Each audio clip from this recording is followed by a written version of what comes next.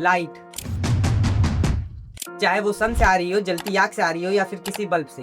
पर क्या आपने कभी सोचा है कि जिस लाइट की हेल्प से हम पूरी दुनिया देखते हैं, आखिर वो किस चीज से मिलकर बनी है? आखिर लाइट है क्या चीज? क्या ये कोई वेव है या कोई पार्टिकल? चलिए समझते हैं आज के इस वीडियो में। इनके हिसाब से हमारी आंखें टॉर्च की तरह काम करती हैं। एक बार न्यूटन ने एक प्रिज्म लेके उसमें से सफेद लाइट को गुजारा। आज भी एक्सपेरिमेंट वैज्ञानिकों के बीच सरदर्द बना हुआ है। आइजैक न्यूटन की बातों को सीधे गलत साबित कर दिया। न्यूटन के हिसाब से लाइट पार्टिकल है, मैक्सवेल के हिसाब से वेव और आइंस्टीन के हिसाब से ये दोनों हो सकती है।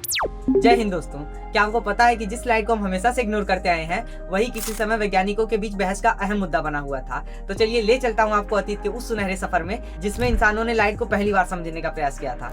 ये बात है आज से हजारों साल पहले की, जहाँ प्राचीन यूनान के कुछ दार्शनिक मानते थे कि हम इसलिए देख पाते हैं क्योंकि लाइट हमारे आंखों में से निकलती है। उनके हिसाब से हमारी आंखें टॉर्च की तरह काम करती हैं। सुनने में अजीब लगता है ना, पर उस समय यही लॉजिकल लगता था। फिर धीरे धीरे लोगों ने सवाल पूछना शुरू किया कि जब लाइट हमारे आंखों में से ही निकलती है तो हमें अंधेरे में क्यों नहीं दिखाई देता? आखिर अंधेरे में वो लाइट कहाँ चली जाती है? बस यहीं से इंसानों ने लाइट को समझने का पहला प्रयास किया और यहीं से विज्ञान की असली यात्रा भी शुरू होती है। अब टाइम आता है 1600 ईस्वी का, जिसने दुनिया को ऐसा नाम दिया जो पूरी दुनिया बदलने वाला था, आइजैक न्यूटन। एक बार न्यूटन ने एक प्रिज्म लेके उसमें से सफेद लाइट को गुजारा। लाइट 7 रंगों में बट गई। पहले लोगों को लगता था कि ये प्रिज्म ही 7 रंग बनाता है, पर न्यूटन ने कहा नहीं, ये 7 रंग लाइट से ही मिलके बने हैं। और ठीक उसी के बाद न्यूटन ने एक और दावा किया कि ये लाइट छोटे छोटे पार्टिकल से मिलकर बना है और लाइट सीधे इसलिए चलती है कि उसके पार्टिकल सीधे चलते हैं। अब न्यूटन इतने बड़े वैज्ञानिक थे कि लगभग पूरी दुनिया ने उनका बात मान लिया। लेकिन कहानी अभी भी खत्म नहीं हुई। अभी भी कुछ वैज्ञानिक ऐसे थे जिन्हें न्यूटन की बातों से दिक्कत था, जिनमें से एक थे हाइगेंस। इनके हिसाब से लाइट कोई पार्टिकल ना होके एक वेव मतलब की तरंग है। समय थोड़ा और बीतता है और अब कहानी में एंट्री होती है एक और वैज्ञानिक की, नाम थॉमस यंग। इन्होंने एक डबल स्लिट एक्सपेरिमेंट किया जिसने पूरी दुनिया के वैज्ञानिकों को हैरान कर दिया। बेसिकली इनके एक्सपेरिमेंट से प्रूफ होता है कि लाइट कोई पार्टिकल ना होके एक वेव है। आज भी एक्सपेरिमेंट वैज्ञानिकों के बीच सरदर्द बना हुआ है। अगर आप इसके ऊपर डिटेल में वीडियो चाहते हैं तो आप कमेंट में बता सकते हैं। फिलहाल कहानी में आगे बढ़ते हैं। अब यंग के डबल स्लिट एक्सपेरिमेंट ने यह प्रूफ कर दिया कि लाइट एक वेव है, ना कि कोई पार्टिकल। और ये एक्सपेरिमेंट उस समय के सबसे बड़े वैज्ञानिक आइजैक न्यूटन की बातों को सीधे गलत साबित कर दिया। फिर एक और वैज्ञानिक आते हैं, मैक्सवेल जी, जो बताते हैं कि लाइट एक इलेक्ट्रोमैग्नेटिक वेव है जिसकी स्पीड 3 लाख किलोमीटर प्रति सेकंड है, और जो कि सच में उतना ही है। अब यहाँ पे लोगों को लगा कि चलो फाइनली मामला खत्म हुआ, लेकिन कहानी में एक और वैज्ञानिक की एंट्री होने वाली थी जिसने पूरी फिजिक्स को भी बदल के रख दिया। नाम अल्बर्ट आइंस्टीन।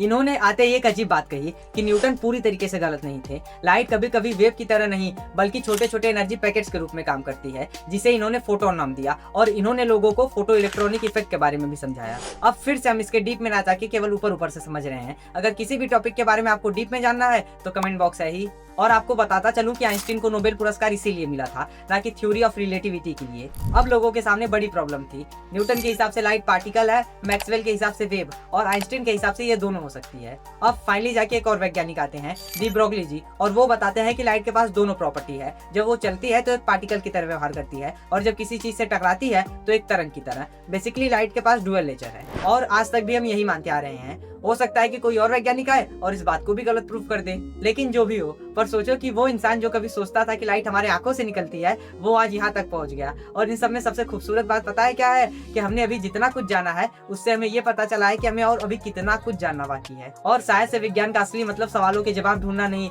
बल्कि अच्छे सवाल पूछते रहना है। और अब से जब कभी भी आप कोई रोशनी देखना तो एक बात हमेशा याद रखना कि आप सिर्फ केवल एक रोशनी नहीं देख रहे हैं, बल्कि आप ब्रह्मांड की सबसे पुरानी और अनसुलझी कहानियों में से एक देख रहे हैं। इसी के साथ वीडियो का एंड करते हैं। और वीडियो अगर आपको अच्छी लगी तो इसे अपने दोस्तों के साथ शेयर करना भूलिएगा मत। बाकी वीडियो में कोई प्रॉब्लम लगा तो आप मुझे कमेंट में बता सकते हैं। और मिलते हैं ऐसी किसी धमाकेदार वीडियो में। तब तक के लिए जय हिंद, जय भारत।